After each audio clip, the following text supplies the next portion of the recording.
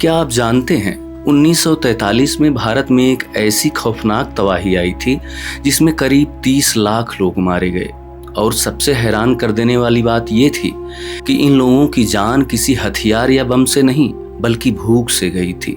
यह कोई कुदरती आफत नहीं थी बल्कि इंसानों के लालच और अंग्रेजों की क्रूरता से बनी एक सोची समझी साजिश थी, जिसके सबूत आज भी ब्रिटेन के नेशनल आर्काइव्स में मौजूद हैं। आखिर उस वक्त बंगाल में ऐसा हुआ क्या था? ऐसा क्या हुआ कि लोग कूड़े के ढेर से रोटियों के टुकड़े चुनकर खाने को मजबूर हो गए? ऐसी नौबत क्यों आई कि लोगों ने कुछ मुट्ठी अनाज के लिए अपने बच्चों तक को बेच दिया? नमस्कार, मैं हूं विपिन त्रिपाठी और आज की इस वीडियो में हम इतिहास के उस काले सच से पर्दा उठाएंगे जिसे ब्रिटिश सरकार हमेशा छुपाती आई है। बात है 1943 के बंगाल अकाल की, जब आज के बंगाल और बांग्लादेश की सड़कों पर मौत का तांडव चल रहा था। दरअसल भुखमरी की ये कहानी शुरू होती है 1942 के आखिर से। अक्टूबर 1942 में बंगाल के तटीय इलाकों खासकर मिदनापुर और 24 परगना जिले में एक बहुत भयंकर तूफान आया। इस तूफान ने सर्दियों में कटने वाली धान की फसल को 10 से 15% तक बर्बाद कर दिया। इसके बाद जो फसल बची उसमें जलभराव के कारण हेलमिंथोस्पोरियम नाम के फंगस की वजह से एक बीमारी लग गई। कुछ खास इलाकों में तो इस बीमारी ने 50 से 90% तक फसलों को अंदर से खोखला कर दिया। लेकिन सिर्फ इतनी सी कमी से लाखों लोग नहीं मरते, असली खेल तो इंसानों का था। ये वो समय था जब दुनिया में दूसरा विश्व युद्ध चल रहा था। मार्च 1942 में जापानी सेना ने अंग्रेजों को हराकर बर्मा, जो आज म्यांमार है, उस पर कब्जा कर लिया था। बर्मा से हर साल बंगाल में लाखों टन चावल आता था, जो अब रातों रात बंद हो गया। अंग्रेजों को डर सताने लगा कि जापानी सेना बर्मा के रास्ते बंगाल में भी घुस सकती है। इसलिए उन्होंने एक बहुत ही ब्रूटल पॉलिसी अपनाई, जिसे डिनायल पॉलिसी कहते हैं।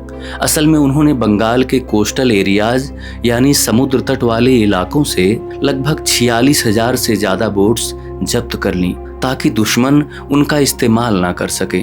बंगाल में जहां नदियां ही रास्ते थे, वहां नावें टूटने से अनाज का एक जगह से दूसरी जगह आना जाना बिल्कुल रुक गया और मछुआरों की रोजी रोटी छिन गई। यही नहीं, सेना ने किसानों से हजारों टन चावल छीनकर पानी में फेंक दिया या उन्हें नष्ट कर दिया, ताकि वो जापानियों के हाथ न लग सके।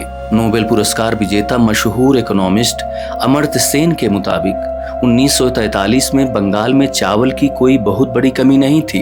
अनाज 1941 के मुकाबले कहीं ज्यादा ही पैदा हुआ था, लेकिन फिर भी लोग भूख से मरे और इसका कारण था युद्ध की वजह से फैली घबराहट और भयंकर महंगाई। दरअसल बंगाल सरकार ने 1943 में अनाज की कीमतों पर से अपना कंट्रोल हटा लिया। इसका फायदा उठाकर लालची व्यापारियों ने ज्यादा मुनाफा कमाने के लिए अनाज को अपने गोदामों में छुपाना शुरू कर दिया। ब्रिटिश सरकार ने अपना सारा ध्यान कलकत्ता में मौजूद अपने सैनिकों और युद्ध की फैक्ट्रियों में काम करने वाले मजदूरों का पेट भरने पर लगा दिया। आम ग्रामीण जनता के पास इतने पैसे ही नहीं बचे कि वे बाजार से कई गुना ज्यादा महंगा चावल खरीद सकें। जब बंगाल के गांवों में इस भयंकर अकाल से लाशें गिरने लगीं, तो भारत के वायसराय लॉर्ड वेवेल ने ब्रिटेन के प्राइम मिनिस्टर विंस्टन चर्चिल से तुरंत ऑस्ट्रेलिया या अमेरिका से अनाज भेजने की गुहार लगाई, लेकिन चर्चिल ने साफ मना कर दिया। हैरानी की बात यह है कि उसी वक्त ऑस्ट्रेलिया से गेहूं से भरे बड़े बड़े जहाज भारत के पास से गुजरते हुए यूरोप जा रहे थे, ताकि वहां अंग्रेजों की सेना के लिए फ्यूचर का राशन जमा किया जा सके। लेकिन चर्चिल ने उन्हें भारत में रुकने ही नहीं दिया। उनका मानना था कि उनके सैनिकों का पेट भरना भारतीयों की जान से ज्यादा जरूरी है। इधर जब गांवों में खाने का एक दाना नहीं बचा, तो मिदनापुर और 24 परगना से लाखों लोग खाना ढूंढते हुए पैदल कलकत्ता शहर की ओर निकल पड़े। ये लोग इंसान कम और बस हड्डियों का ढांचा ज्यादा लग रहे थे। कलकत्ता की सड़कों पर हालात इतने खौफनाक थे कि इंसान और गली के कुत्ते एक ही कूड़ेदान में केले के छिलके और सड़ा हुआ खाना ढूंढने के लिए आपस में लड़ रहे थे।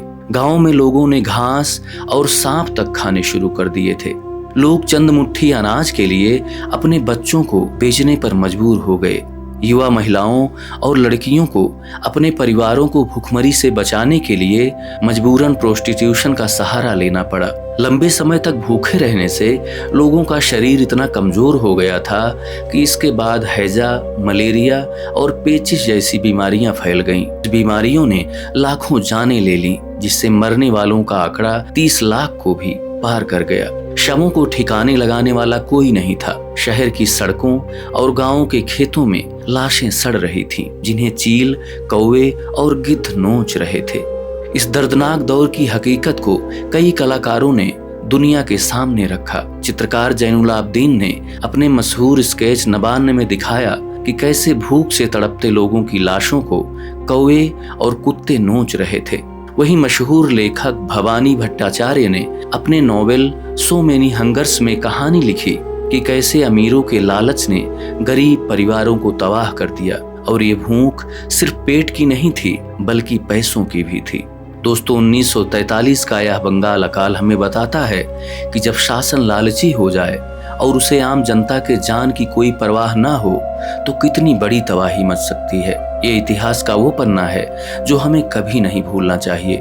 आपको क्या लगता है, दुनिया ने इस त्रासदी से कुछ सीखा है? अपनी राय हमें कमेंट बॉक्स में जरूर लिखें। अगर यह वीडियो आपको जानकारी से भरा लगा हो तो इसे लाइक और शेयर जरूर करें। इतिहास की ऐसी ही अनसुनी और सच्ची कहानियों के लिए हमारे चैनल को सब्सक्राइब करना ना भूलें।